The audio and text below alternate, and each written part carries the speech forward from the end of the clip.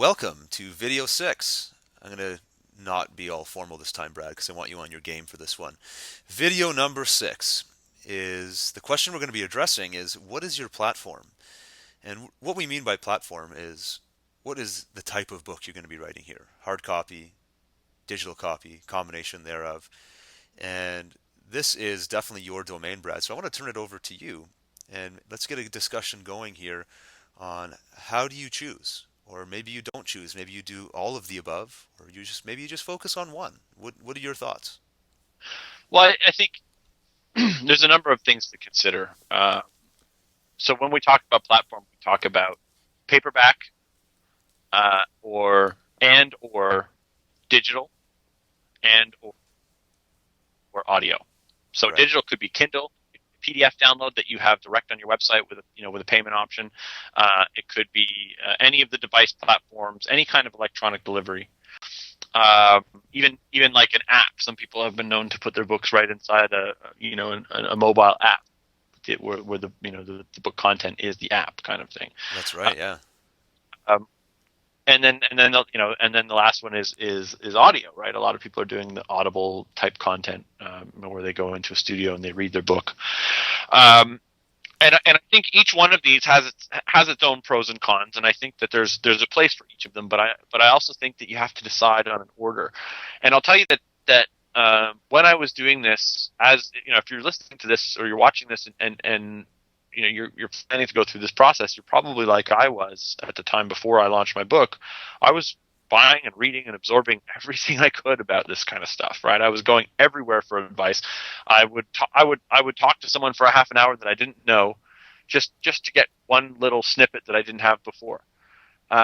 And I got a lot of bad advice along the way. I'm not going to say that all advice is bad, that this is all bad advice for everybody, but for me it was bad advice, and I'll explain why, and maybe this helps you to figure out which one to do. For me, with my book, paperback was the only option. There was a couple of reasons for that. The main one being I've done lots of digital. My whole business is intangible digital ebook download PDF, bits that take up space on your hard drive that gets forgotten quickly. And I wanted some sort of real world tangible success to bank on, and I wanted something. I wanted to do something unique, and so I can't tell you how many very successful people said to me, if you want to become a bestseller, you need to publish your book on the Kindle and give it away for free for 72 hours. I remember that. I remember you getting that advice half dozen or more times, even when I was just hanging out with you at events.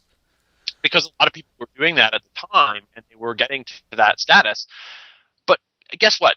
I'm sorry, I hate to burst people's bubble here, and I have a lot of friends that are calling themselves this, and I get it. Like you want the status, and I get it. But if your book is a bestseller that's free, it's not a best seller. It's a best mover, right? It may be on a bestseller list on Amazon, and then you start charging money for it, so people see it there and they're like, oh, that author did that. But to me, a bestseller has to sell to be a bestseller.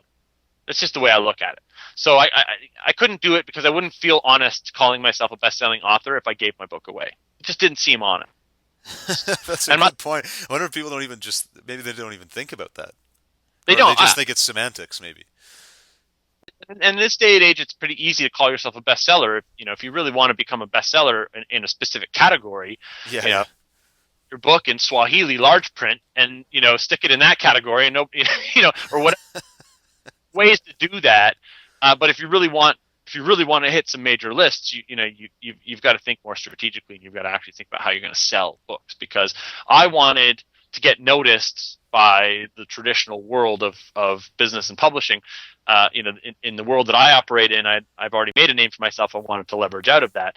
So for me, bestseller had to be a paperback for a couple of reasons. One, because I wanted to become a bestseller, so I didn't want to launch paperback, Kindle, audiobook all on the same day and segment my sales into 3 different channels and not get bestseller anywhere, Yeah. right? I force it all through one channel.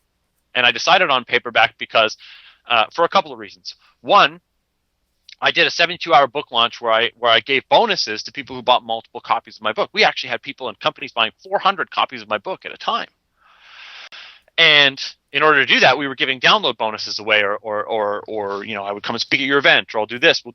Different things that we would give away for different levels of purchase. You can't do that on the Kindle. People can only buy one copy of your book on the Kindle, Right. right?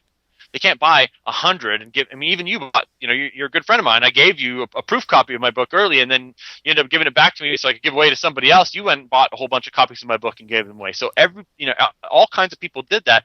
So I increased my royalties and I increased my sales volume, which doesn't necessarily help your Amazon bestseller rank. We can talk about that as well. But um, I, I I had the freedom to have multiple purchases from single purchasers when I only pushed it through that paperback channel. Well, and there's also just something about having a physical product. Digital Yeah, products in general, I think we all kind of don't take them as seriously. We lose them on our hard drive, get to them later. If you have a book sitting there, you're not going to throw it out. You're going to use it, and you may even let somebody else, lend it to somebody else just because you want to share it with them. So it's going to serve you a lot better. Not to say that you shouldn't do a digital book, but in your case, it definitely made sense to do it that way. you want to take a little real estate up in people's lives, right? Well, yeah, it's a good rule of marketing. To be in their faces. You don't want it to be forgotten on their hard drive or buried on their Kindle even, because books can get buried on the Kindle.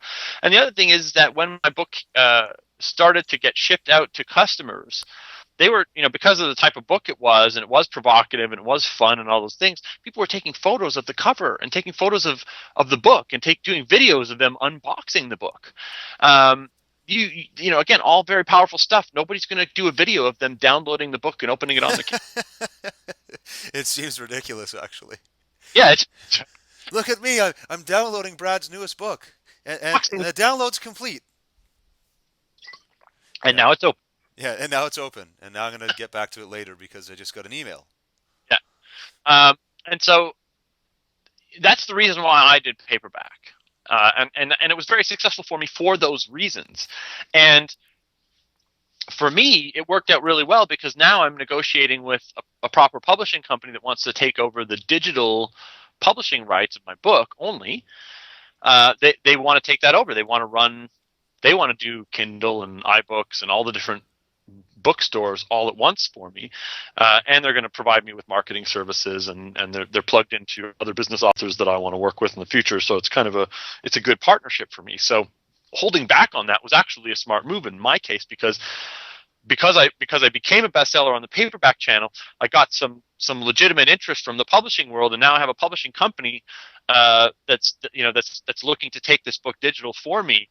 Not that I couldn't do it on my own, but again, the book isn't about the royalties, right? I'm not going to get rich off the royalties, so I don't mind splitting them with a publishing company if it means having a marketing arm in my back pocket and having access to other famous business authors that I admire that I may want to meet with or work with in the future.